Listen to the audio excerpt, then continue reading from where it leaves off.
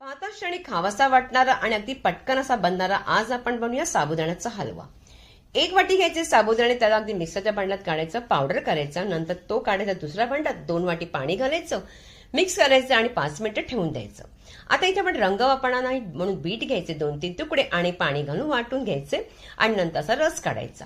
रस रेडी झाला. कढई किंवा पॅन घ्या, 2 वाटी साखर घालायची, अर्धी वाटी पाणी घालून ह्याला मिक्स करून ठेवायचं. आपला साखर वितळली पाहिजे तोपर्यंत एखादा डब्बा किंवा टीन घ्या, तूप लावायचं आणि ड्रायफ्रूट घालून तो एक बाजूला करायचा. साखर वितळली की आपण साबुदाण्याचं मिश्रण, बीटचा रस, वेलची पूड आणि त्याचबरोबर तूप घालायचं. अगदी चांगलं ढवळायचं. ढवळल्यानंतर इथे ड्रायफ्रूट घालायचे आणि जोपर्यंत कढई आपली हलवा सोडत नाही तोपर्यंत करायचं आणि नंतर पटकन काढायचं आणि या डब्यात घालायचं.